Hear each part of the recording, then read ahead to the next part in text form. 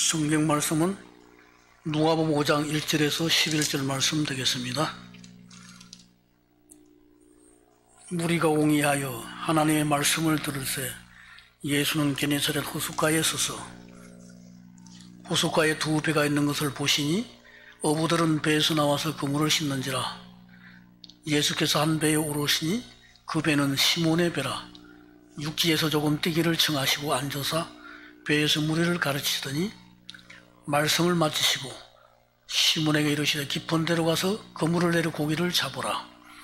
시몬이 대답하여 가로되 선생이여, 우리들이 밤이 맞도록 수고를 하였으되 얻은 것이 없지만은 말씀에 의지하여 내가 그물을 내리리이다 하고 그리한적 고기를 내온 것이 심히 많아 그물이 찢어지는지라. 이에 다른 배에 있는 동물을 손짓하여 와서 도와달라 하니 저희가 와서 두 배에 채우며 잠기게 되었더라. 시몬 베드로가 이를 보고 예수의 무릎 아래 엎드려 가로되 주여, 나를 떠나소서, 나는 죄인이로소이다 하니 이는 자기와 및 함께 있는 모든 사람이 고기 잡힌 것을 인하여 놀라고 세베대의 아들로서 시몬의 동업자인 야고보와 요한도 놀랐습니다. 예수께서 시몬에게 일러 가라사대 무서워 말라, 이제 우리는 내가 사람을 취하리니 하시니 저희가 베드로를 육지에 대고 모든 것을 버려두고 예수를 쫓으니라. 아멘. 잠깐 기도합니다. 살아계신 하나님 아버지, 감사합니다. 오늘도 이렇게 귀한 시간을 허락하시고 말씀을 나눌 수 있도록 귀한 은혜 베풀어 주시니 감사합니다. 특별히 아버지 하나님 말씀을 통해서 모두가 은혜 받게 하시고 다시 한번 사명자의 자세가 어떤 것인지, 온전한 헌신자의 삶이 무엇인지를 깨닫는 시간이 되게 하여 주옵소서. 예수님의 이름으로 기도하옵나이다. 아멘. 할렐루야. 오늘 본문은 우리가 너무나 잘 알고 있는 말씀입니다. 오늘 말씀 본문의 주인공은 가버나움 마을의 토박이로서 고기를 잡고 살아가는 어부 시몬 베드로에 대한 이야기입니다. 이 본문은 그가 게네사렛 호숫가에서 어떻게 예수님을 만나게 되었고 또 제자로 부름을 받게 되었는가 하는 과정과 그 당시의 상황을 생생하게 보여주고 있습니다. 우리가 사람을 사귀기 위해서는 반드시 먼저 만남이 필요합니다.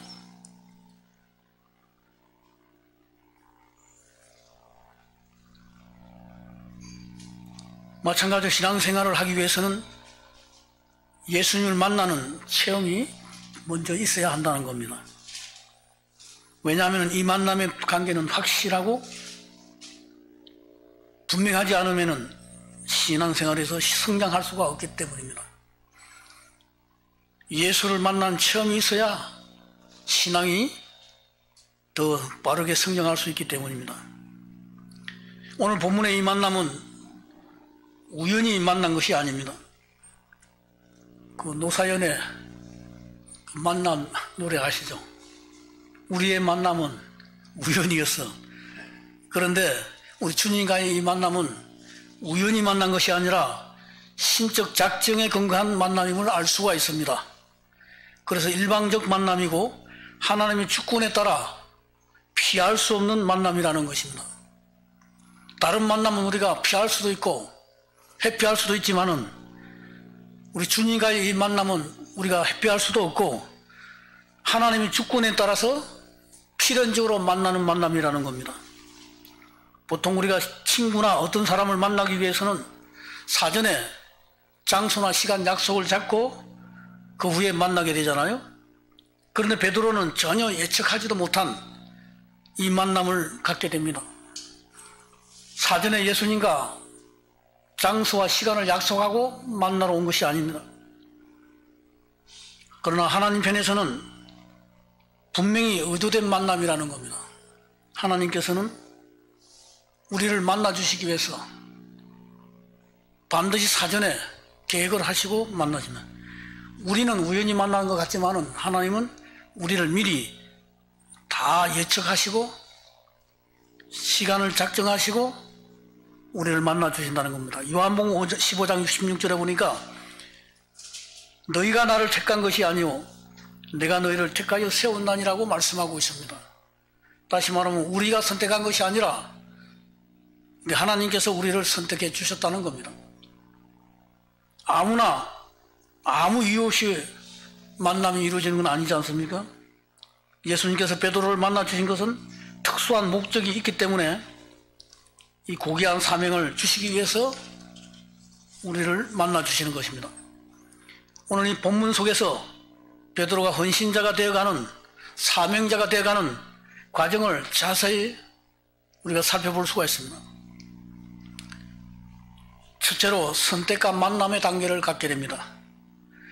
오늘 본문 5장 1절에서 3절에 보면 예수님께서 게네사렛 호숫가에 베드로에게 사전 약속도 없이 일방적으로 찾아오신 것을 보게 됩니다. 그래서 이 그리스도와의 이 만남은 필수적인 만남이라는 겁니다. 왜냐하면 구원이냐 멸망이냐가 달려있기 때문에 그렇습니다. 너희가 나를 택한 것이 아니요 내가 너희를 택하여 세웠다 그렇게 말씀하잖아요. 물론 선택 자체가 목적이 아니라 하나님 나라를 확장시키고 하나님의 목적을 이 땅에 실현시키기 위해서 이러한 만남을 허락하셨습니다. 우리에게 선교하기 위해서 천국 백성을 만들기 위해서 우리를 만나 주셨다는 겁니다. 요한복음 6장 38절에서 40절에 보니까 내가 하늘로서 내려온 것은 내 뜻을 행하려 함이 아니요 나를 보내신 이의 뜻을 행하려 함이라 이렇게 말씀하고 있습니다. 예수님도 하나님 아버지의 뜻을 행하기 위해서 이 땅에 오셨다는 겁니다.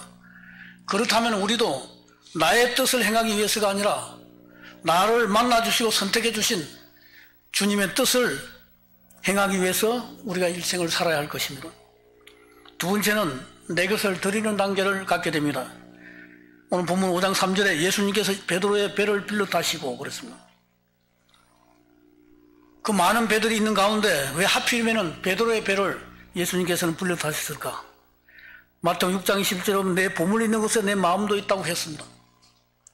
베드로의 배를 담보로 잡았다는 겁니다. 이것은 베드로를 제자 삼기 위해서 담보로 잡혔다는 것을 알 수 있습니다. 왜냐하면 베드로의 배는 베드로의 재산 목록 2호 정도 될 것입니다. 1호는 베드로의 집일 것이고 2호가 이 배라는 겁니다. 이 배를 통해서 베드로는 생계를 이어가는 요즘 말로 말하면 수산 사업하는 사업자잖아요. 그런데 이 배를 아무렇게나 취급할 수가 없습니다. 오늘 예수님하고 잘 아는 관계도 아니고 난생 처음 보는 그런 사람한테 이 배를 선뜻 내주겠습니까? 그래서 어쩔 수 없이 베드로의 배를 빌려줬기 때문에 그 배에서 예수님과 함께 말씀을 들을 수밖에 없었다. 교육을 받을 수밖에 없었다는 겁니다. 세 번째는 말씀을 배우는 단계가 나옵니다. 누가복음 5장 3절에 배에서 무리를 가르치시더니 그러잖아요. 예수님께서는 우리에게 사명을 주실 때에 그냥 주시는 것이 아니라 반드시 가르치신다는 사실을 알아야 됩니다. 다시 말하면 교육을 통해서 우리가 사역자가 되어간다는 사실입니다. 베드로는 자기 배가 예수님께 담보로 잡혔으니 어쩔 수 없이 자기 배에서 교육을 받을 수밖에 없었고 예수님의 가르침을 배울 수밖에 없었다는 겁니다.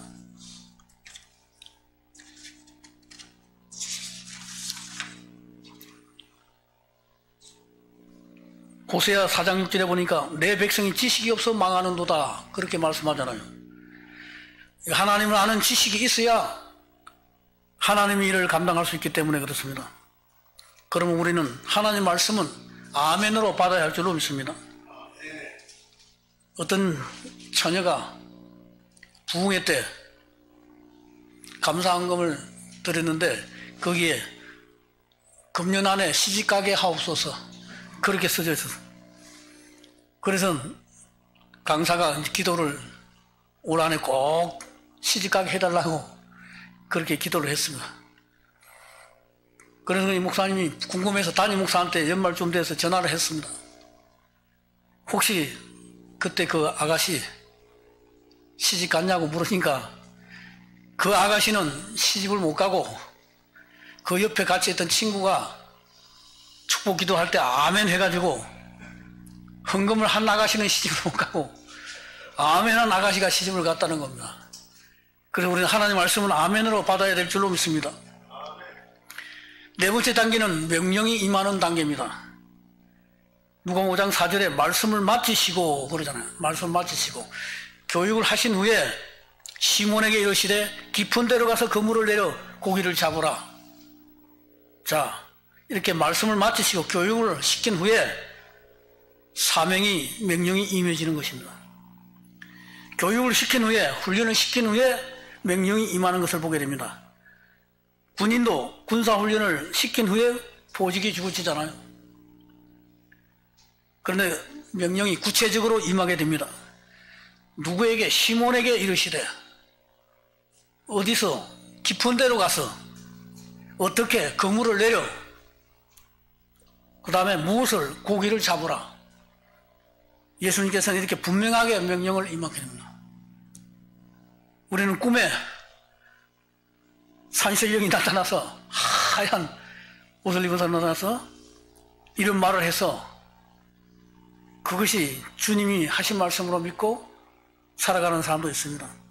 예수님께서는 불분명하게 명령하시는 것이 아니라 대상과 장소와 방법과 목적을 분명히 말씀하잖아요.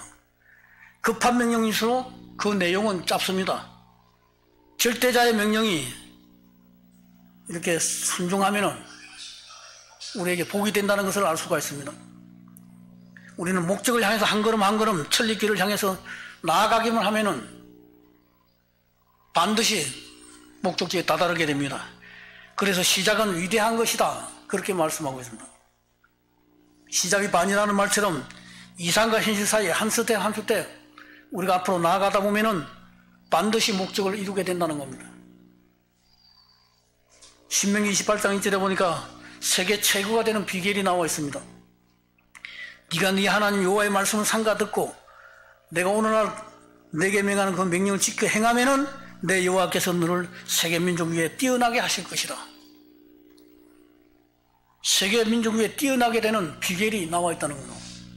우리가 하나님 말씀에 순종할 때 그 명령을 지킬 때에 역사가 일어난다는 겁니다. 디도서 1장 16절에 보니까 저희가 하나님을 시인하나 행위로는 부인하니 가증한 자요 복종치 아니하는 자요 모든 선한 일을 버리는 자니라고 말씀했습니다. 오늘 우리가 입술로만 주여 주여 하는 것이 아니고 그 명령이 임할 때 반드시 순종하면은 실천하면은 역사가 일어난다는 사실입니다. 마태복음 16장 27절에도 인자가 아버지의 영광으로 그 천사들과 함께 오리니 그때 각 사람의 행함대로 갚으리라 이렇게 말씀하고 있습니다. 오늘 그러므로 우리가 행함이 없다면은 아무런 열매도 맺을 수 없다는 것을 알게 됩니다. 그래서 성경 역사는 실물 교육장이라는 사실입니다. 순종하면은 축복이고 불순종하면은 저주라는 사실을 이 신구약 성경 66권에서 잘 보여주고 있습니다. 이 다음에는 다섯 단계가 나오는데 기꺼이 순종하는 단계가 임하게 되죠. 5장 5절에 보니까 선생이여 우리들이 밤이 맞도록 수고를 하시되 얻은 것이 없지만은 말씀에 의지하여 내가 그물을 내리리이다. 이때까지만 해도 베드로는 예수님을 선생 정도로 생각했습니다. 여기 선생이요 그렇게 말씀하고 있잖아요. 수고를 하였으되 자기가 경험해 봤는데 아무런 소득이 없었다는 얘기 아닙니까? 우리는 말씀보다 자기 경험을 앞세울 때가 많습니다. 왜냐하면 우리의 경험이 절대적일 수 없기 때문에 우리는 반드시 하나님의 말씀에 복종해야 됩니다. 사람의 말은 100% 신뢰할 수 없지만은 하나님 말씀 100% 우리가 신뢰해야 될 줄로 믿습니다. 사람들은 자꾸만 자기 경험을 앞세우고 있습니다. 자기 경험을 의지하려고 합니다. 우리 경험보다는 하나님 말씀에 의지하는 것이 더 우리에게 유익이 된다는 사실입니다.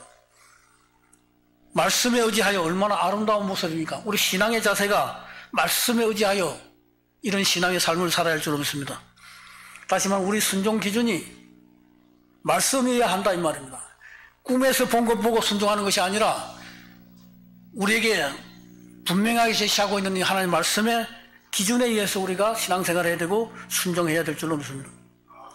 그러므로 내 감정, 내 뜻보다는 말씀과 성령의 인도를 우리는 받아야 합니다. 그래서 순종에는 용기가 필요하다는 겁니다. 신앙적 도전에는 도전의 강도에 따라 성령의 능력이 수반된다는 사실도 우리가 알아야 됩니다. 이제 6단계에 들어갑니다.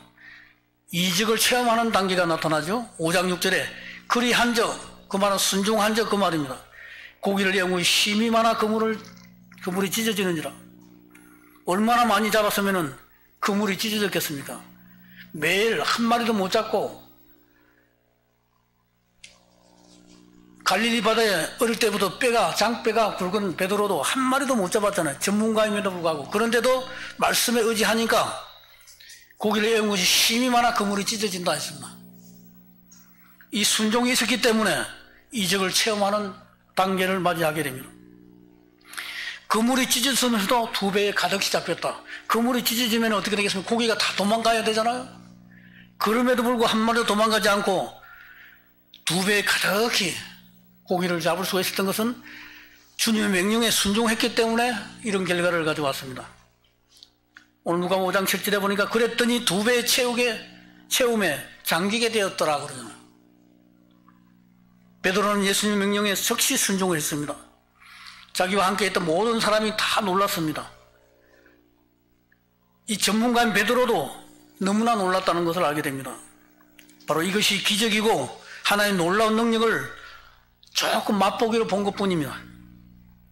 마태복음 8장 24절에 27절에 보면 바람과 풍랑도 잔잔케 하시는 예수님의 모습을 보게 됩니다. 요나서 1장 17년 불고기를 예비하사 요나를 삼키게 하셨다. 얼마든지 하나님은 우리 리모컨 가지고 작동할 수 있듯이 이 자연도 바람도 잔잔케 하시는 분이고 그런 분이 고기를 베드로의 배에 가득하게 잡히도록 하지 못하겠습니까? 이런 일을 가능케 하신 이 예수님을 보고 베드로는 놀랐습니다. 그물이 찢어졌음에도 불구하고 고기가 한 마리도 도망하지 않았다는 건 이것이 기적이고 주님이 다스려 주셨기에 가능한 일이었다는 겁니다. 이제 7번째 단계로 주님을 발견하는 단계가 나오죠. 누가복음 5장 8절에 이를 보고 예수의 무릎 아래 엎드려 가로되 주여 나를 떠나소서 나는 죄인이로소이다. 이 주님을 체험하는 체험이야말로 가장 소중한 체험입니다. 오늘 우리가 예수를 믿을 때 우리도 이런 체험이 있어야 할 줄로 믿습니다. 이를 보고 예수의 무릎 아래 엎드려 가로되 주여 나를 떠나소서 나는 죄인이로소이다. 사도 바울도 자기가 죄인 중에 괴수라고 그랬잖아요. 예수와 만남 가운데 예수의 말씀 앞에 설 때 자기가 죄인인 것을 깨닫게 됩니다. 오늘 우리도 나름대로는 바르게 산다고 했고 주님이 원하는 삶을 살았다고 하지만은 막상 주님 앞에 말씀 앞에 섰을 때 내가 너무나 큰 죄인이라는 사실을 맞닥뜨리게 됩니다. 베드로는 예수님의 이 전지전능성 비분성에 완전히 압도당하고 말았습니다. 그래서 예수님 앞에 무릎을 꿇게 되잖아요. 그래서 베드로는 그 자리에 도저히 서 있을 수가 없었습니다. 가로되 주여 나를 떠나소서 나는 죄인이로소이다. 주님 앞에 도저히 서 있을 수 없어서 나를 떠나달라고 간청을 하게 되잖아요. 왜냐 나는 죄인이라는 사실입니다. 자기가 너무나 주님 앞에 섰을 때 큰 죄인인 것을 깨닫고 너무나 부끄러워서 나를 떠나소서라고 말하고 있습니다. 그런데 여기서 보니까 아까는 선생이라고 말했는데 이제 선생이라 말하지 않고 이제 주여라고 말하잖아요. 표현이 달라졌습니다. 그냥 훌륭한 선생인 줄 알았는데 이 체험을 한 후에는 진정한 주님이라는 사실을 발견하고 나는 죄인이로소이다 나를 떠나소서라고 했습니다. 그러므로 고기 잡은 것보다 주님을 바라보아야 할 줄로 믿습니다. 그런 사건을 가능케 하신 주님을 우리는 바라봐야 할 것입니다. 주님 앞에서 자기의 죄성이 낱낱이 드러났습니다. 그래서 도저히 그 앞에 서 있을 수 없어서 베드로는 나를 떠나소서라고 말씀합니다. 이것은 주님 앞에 회개하는 그런 모습인 것을 보게 됩니다. 그래서 주는 그리스도시요 살아계신 하나님의 아들이십니다라고 고백을 하게 된 이유는 바로 이 체험이 있었기 때문에 이런 고백을 할 수 있었습니다. 과거에는 훌륭한 선생인 줄 알았는데 이 체험을 한 후에는 자기가 너무나 죄인이고 보통 선생이 아니라 주는 그리스도시요 살아계신 하나님의 아들이라는 사실을 알게 됐다는 것입니다. 오늘 우리가 이런 고백을 할 수 있는 믿음의 사람이 되어야 할 줄로 믿습니다. 로마서 14장 11절 12절에 보니까 내가 살았노니 모든 무릎이 내게 꿇을 것이요 모든 혀가 하나님께 자백하리라 그랬습니다. 모든 무릎이 우리 주님 앞에 무릎을 꿇으려 할 것이라는 겁니다. 그리고 모든 혀가 하나님께 자백한다고 말했습니다. 다시 말해 나는 아무것도 아님을 우리는 고백해야 되고 주여 나를 떠나소서 이렇게 자기를 내려놓을 때 하나님이 우리를 헌신자로 사명자로 쓰시게 됩니다. 8번째 단계는 사명이 임하는 단계입니다.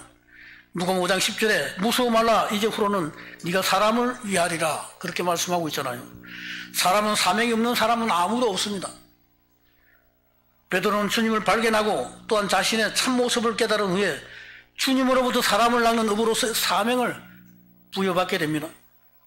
지금까지 어부의 이 직업은 사람 낚는 어부로서의 준비 기간이었다는 사실을 알게 됩니다. 오늘 그러므로 사명이 없는 사람은 한 사람도 없습니다. 지금까지 모든 우리의 경험은 하나님의 일을 하는데 주님의 일을 하는데 필요한 과정이었다는 것을 우리가 보게 됩니다. 진짜 사명이 임할 때 모든 사람이 다 두려워할 수밖에 없습니다. 모세도 두려워했던 것을 알게 됩니다. 출애굽기 4장 1절에 보니까 모세가 대답하여 가라사대 그러나 그들이 나를 믿지 아니하며 내 말을 듣지 아니하고 이러기를 여호와께서 내게 나타나지 아니하셨다 하리이다. 그렇게 하면 어떻게 했느냐고 두려워하고 있지 않습니까? 그런데 예레미야도 마찬가지입니다. 예레미야 1장 6절 7절에 보니까 내가 가로되 슬프도소이다 주 여호와여 보소서 나는 아이라 말할 것을 알지 못하나이다 그렇게 말하지 않습니까? 여호와께서 내게 이르시되 너는 아이라 하지 말고 내가 너를 누구에게 보내든지 너는 가며 내가 내게 무엇을 명하든지 너는 말할지어다. 이렇게 사명은 두렵고 떨림으로 받는 것이 당연한 것입니다. 그러나 사명은 자기의 능력으로 하는 것이 아니라 사명을 주신 하나님께서 감당할 힘까지 주신다는 사실을 믿고 하나님의 지혜와 권능을 힘입어야 될 줄로 믿습니다. 오늘 우리는 우리 힘으로 한다면 너무나 힘들고 어렵지만은 하나님이 능력 주실 때 지혜를 주실 때 그 지혜로 한다면 하나님의 일은 너무나 쉽고 기쁜 마음으로 우리가 감당할 수가 있습니다. 이제 9번째 단계는 소유를 버리는 단계입니다. 누가복음 5장 11절에 저희가 배를 육지에 대고 모든 것을 버려두고 그랬습니다. 베드로가 배나 그물을 고기를 다 팔지도 않고 집을 새를 놓지도 않고 배를 새 놓지도 않고 처리하지도 않은 채 버려두고 그렇지 않습니까? 그 2배 가득히 잡힌 그 고기를 판 다음에 예수님을 따라야 되는데 여기 보니까 버려두고 했잖아요. 오늘 예수님을 따르기 위해서는 더 고귀한 일을 하기 위해서는 이 새로운 헌신자가 되기 위해서는 조금도 우리는 우리의 것을 아까워하지 않았다는 겁니다. 조금의 미련도 없이 생명마저도 귀한 것으로 여기지 않고 모든 걸 버려두고 베드로는 예수님을 따랐습니다. 오늘 우리도 마찬가지입니다. 우리 군대 갈 때 내가 하던 모든 일이라든가 귀하게 여기던 것을 가지고 가는 사람 없잖아요. 다 버려두고 군대 가듯이 예수의 군사가 되기 위해서는 모든 걸 다 버려두고 적시로 예수님을 따랐던 것을 보게 됩니다. 구약의 아브라함도 일가 친척 아버지 집을 떠나야만 했습니다. 신약의 사도 바울도 그 모든 것을 배설물로 여겼다라고 말하고 있습니다. 이렇게 사역자들은 심플하게 살아야 한다 이 말입니다. 환경이 사치스러운 마음도 어수선하기 때문에 우리는 단순하게 간편하게 살아야 합니다. 세상적인 것들을 잔뜩 짊어지고서는 주님의 일을 할 수가 없기 때문에 그렇습니다. 우리 나그네의 삶이 세상 짐을 많이 지고 가면 너무나 피곤하기 때문에 마지막으로 10단계는 온전한 헌신의 단계에 임하게 됩니다. 5장 11절에 모든 것을 버려두고 예수를 쫓으니라. 할렐루야. 이렇게 신앙의 10단계 가운데 사역자의 10단계 가운데 이 마지막 10단계가 온전한 헌신의 단계라는 겁니다. 그러면 1단계에서 5단계까지는 헌신을 위한 예비과정, 준비과정이라고 볼 수가 있습니다. 그런데 만일 헌신적으로 사명을 감당할 마음의 준비가, 마음의 작세가 확립되지 않았다면 아직도 문제가 많다는 겁니다. 왜냐하면 헌신의 단계에 임할 자격이 아직은 미비된 것으로 우리가 간주할 수밖에 없다. 베드로처럼 모든 걸 버려두고 주님을 따라야 한다 이 말입니다. 그러므로 희생을 감수할 만큼의 훈련을 더 필요로 하는 사람이 많이 있습니다. 그래서 헌신을 아무나 하지 못하는 것입니다. 신앙 인격이 성숙한 사람만이 할 수가 있는 것입니다.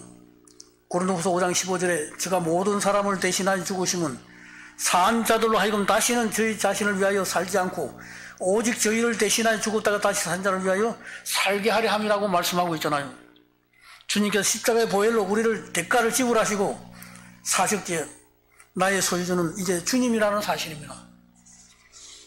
나의 모든 것은 내가 주인이 아니라 우리 주님이 핏값으로 주고 사셨기 때문에 주님이 주인이고, 우리가 아파트를 살 때 어떻습니까? 부동산 살 때 돈을 다 지불하면은 등기 이전을 받잖아요. 예수님이 이미 우리에 대해서, 소유에 대해서 등기 이전을 하셨기 때문에 우리 자신이 주인이 아니라 우리 주님이 주인이라는 사실입니다. 그러므로 우리는 주인의 뜻에 따라 살아야 할 줄로 믿습니다. 디도서 2장 14절에 보니까 그가 우리를 대신하여 자신을 주심은 모든 불법에서 우리를 구속하시고 우리를 깨끗하게 하사 선한 일에 열심하는 친백성이 되게 하려 하심이라 이렇게 말했습니다. 마태복음 1장 21절에도 이는 그가 자기 백성을 구원할 자이심이라 이렇게 말했습니다. 그러면 우리는